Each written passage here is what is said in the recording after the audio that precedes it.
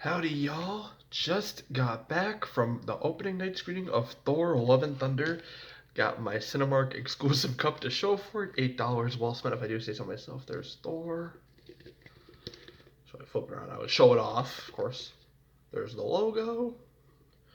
So yeah, just got back. It is Thursday, July 7th. Just got back from the opening night Thursday preview screening, whatever you want to call it, with my friend Brittany.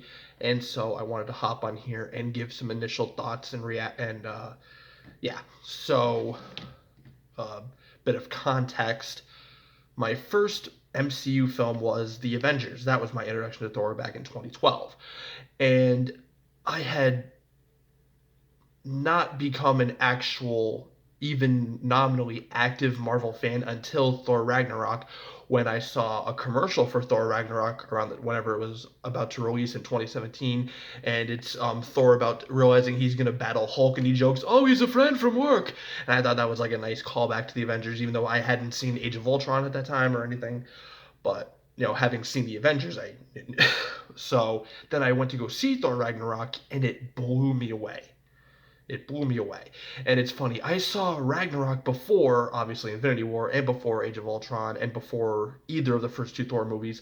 So it's weird. Even with Ragnarok being my second MCU film, I was such a casual fair weather non fan at that point. And I still wouldn't call myself the most diehard fan at this point.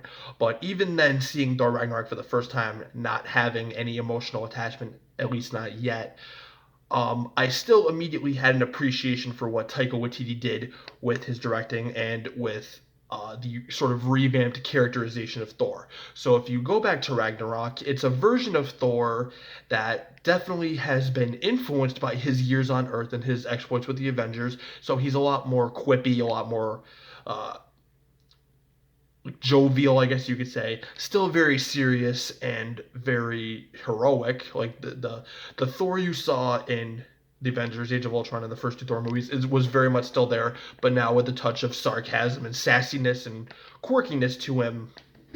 And so, going into Love and Thunder, that at the initial onset of the movie is that version of Thor on steroids. So again, this is going to be a spoiler review. I forgot to mention. So getting into that opening battle with the Guardians of the Galaxy, Thor steps in to help them, but you can tell he is not emotionally invested at all. So it's just like he's just very jovial, almost kind of airheaded. So I've seen some reviews from Jeremy Johns. Is that his name? He's a really good movie critic on YouTube. His review, he referred to Thor as kind of a dumbass, and excuse me, I have to vehemently disagree with that notion. So I will say at the beginning of the movie, Thor is extremely airheaded, but once we get into the meat of the plot, the Thor of old comes back, serious, emotionally invested, and 100% focused on the task at hand. Of course, then we get into the reintroduction of Natalie Portman as Jane Foster, now known as Mighty Thor, with powers similar to Thor's and the ability to wield Mjolnir. And it's one of those things where, oh, I'm getting a call. Anyway, so what is interesting is I see a lot of parallels to Avengers Endgame, and let me explain. So if you go back to Endgame and remember after the snap, and Steve is organizing the therapy session, and he gives this whole spiel about how we have to move on and find purpose and become whole again. It seems like after all he's been through, he actually means what he says when it comes to moving on. But then when he goes back in time and finds Peggy Carter, you realize maybe he didn't believe those words after all, and he really does, his heart was still set on one day being reunited with Peggy Carter, which of course at the end of the movie he did. I recognize several, honestly, a similar dichotomy here. So at the beginning of this movie, Thor, as I said, is very airheaded, but once he reunites with Jane, those old feelings obviously come back. And if he had been kidding himself about wanting to end up with her, of course, her reintroduction puts that to rest.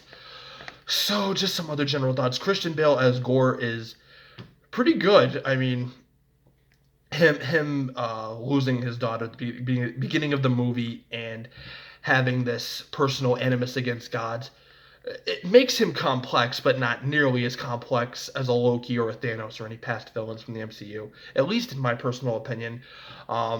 Tessa Thompson as Valkyrie is great. Korg is hilarious. The screaming goats are awesome.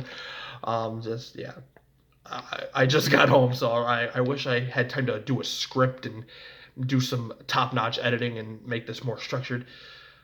But yeah, like I was expecting to enjoy it and be obviously entertained by Taika Waititi's amazing comedic flair and, of course, the stunning visuals, and I was, but I was not expecting the story to be as emotionally heavy as it was. So, of course, culminating with Jane Foster dying and Thor being entrusted to raise Gore's daughter. A natural progression, I guess I would say. Thor still having purpose afterwards, after all is said and done. And they do say in the credits, by the way, post-credit scene, Hercules, that's all I'm going to say. It says during the credits that Thor will return.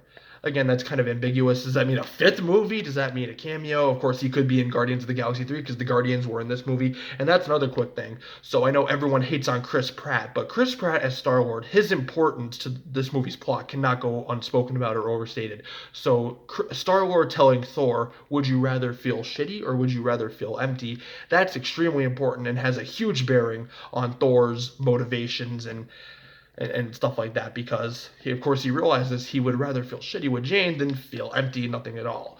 So again, everyone hates on Chris Pratt, but Star-Lord's impact and influence on Thor in those very fleeting moments because the Guardians depart very early on, that cannot go unspoken about. But yeah, Thor appearing in Guardians 3, a possible fifth Thor movie. Of course, opening night is still going on right this second, so it's far too early to seriously speculate. But yeah, it's see, like with Endgame, Thor entrusted Valkyrie as the king of New Asgard and said, "I'm gonna go be find who I am rather than who I'm meant to be." There was no finality with those words. Here, there is finality in the sense that this four-movie story arc has come to a logical and brilliant conclusion, leaving the door open for scant opportunities. Again, they said Thor will return, and I'm glad, but ending this story arc that was encapsulated in these four movies, they did it brilliantly. So you know what? I am going to give Thor: Love and Thunder an A plus. I think it's slightly better than Ragnarok. Maybe repeated watches of both movies will change my mind, and maybe I'm a victim of just getting back from the movie and recency bias. But I gotta say, I think Love and Thunder is better than Ragnarok. But